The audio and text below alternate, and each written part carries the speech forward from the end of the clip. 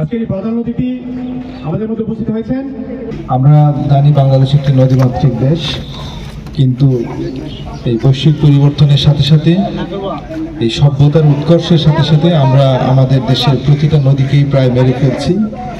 বিভিন্নভাবে নদী দূষণ হচ্ছে, এটা ব্যক্তি দ্বারা যেমন হচ্ছে, প্রতিষ্ঠান কর্তৃকও হচ্ছে। আমাদের প্রতিটি নদীকে যদি আমরা সুস্থ রাখতে চাই, সচল রাখতে চাই, সচেতনতার কোনো বিকল্প নেই। এখানে যারা স্বেচ্ছায় উপস্থিত হয়েছেন একটি প্রতীকী অনুষ্ঠানের মাধ্যমে যে সচেতনতা সৃষ্টির যে প্রয়াস, সেটি অনন্য, অসাধারণ। আমার অনুরোধ থাকবে আমরা যেন আমাদের এই নদীমাতৃক দেশে প্রতিটি নদীকে সুস্থ রাখতে পারি।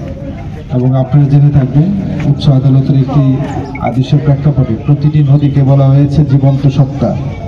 সেই জন্য আমাদের এই ভূমির সর্বপ্রথম যে রেকর্ড সিএস জুই থেকে এখন পর্যন্ত যেখানে নদীর কোনো চিহ্ন আছে সেটাকে নদী হিসেবে ধরে নিয়ে সেটা রক্ষা করার জন্য উচ্চ আদালতের নির্দেশনা আছে।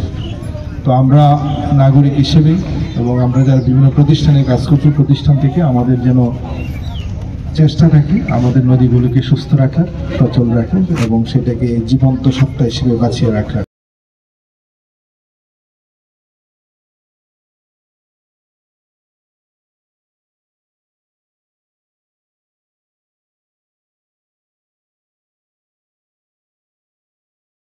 আমরা গণগোসল আয়োজন করেছি। আসলে এখানে উদ্দেশ্যটা হলো মানুষ যেন নদীটাকে স্পর্শ করে, নদীটাকে অনুভব করে, নদীটাকে যদি অনুভব করতে পারে, স্পর্শ করতে পারে, নদীটাকে ভালোবাসবে এবং নদীটাকে ভালোবাসলে নদী দূষণ ঠেকানো যাবে, নদী দখল ঠেকানো যাবে। আমরা চাচ্ছি যে মানুষ যেন নদীতে আসে, কারণ মানুষজন আমরা নদীটা সঠিক ব্যবহার না হওয়ার ফলে কিন্তু দখলদাররা দখল করে ফেলছে।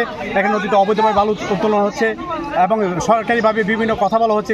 এই বালু উত্তোলনকারীদের বিরুদ্ধে কিন্তু যুদ্ধ ঘোষণা করা হয়েছে। তারপরে কিন্তু বিভিন্ন পর্যায়ে আমরা দেখেছি যে বিভিন্ন জায়গা থেকে বালু উত্তোলন হচ্ছে, যার জন্য গ্রামের পর গ্রাম কিন্তু বিলীন হয়ে যাচ্ছে।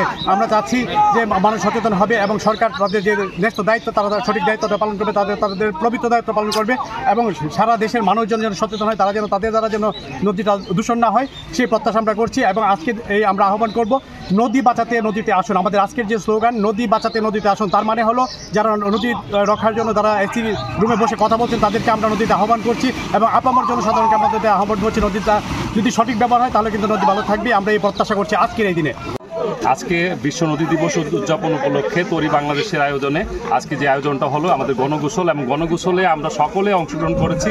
এই গণগোসলটা আসলে সবার জন্য প্রয়োজন। নদী যদি দূষণমুক্ত থাকে, নদী যদি তার নদীর প্রকৃত রূপে থাকে, তাহলে আসলে সবাই কিন্তু আমরা নদীতেই গোসল করবো। নদীতে গোসল করার যে প্রশান্তিটা আজকে আমরা নিজেরা সকলে অংশগ্রহণ করেছি এবং এতে অনেক ধরনের অনেক রকম শান্তি আমরা পাচ্ছি।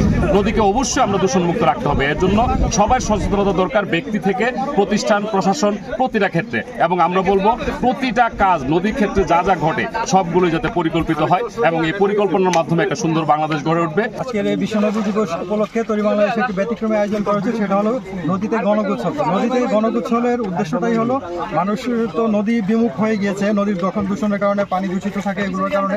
আমরা চাচ্ছি যত মানুষকে নদীর দিকে ডাকার জন্য।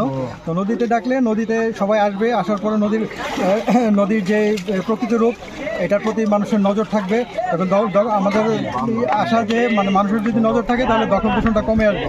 সেই উদ্দেশ্যে করে সেই লক্ষ্যকে কেন্দ্র করে তরি বাংলাদেশ এই ব্যতিক্রমে আয়োজন করেছে গণগোসল। তো আজকে আমরা 1 থেকে 150 মানুষ এখানে একসাথে গোসল করছি। তো এই ধরনের নদী এবং প্রকৃতি সুরক্ষায় আমরা এই ধরনের কর্মসূচি ভবিষ্যতে অব্যাহত রাখবো।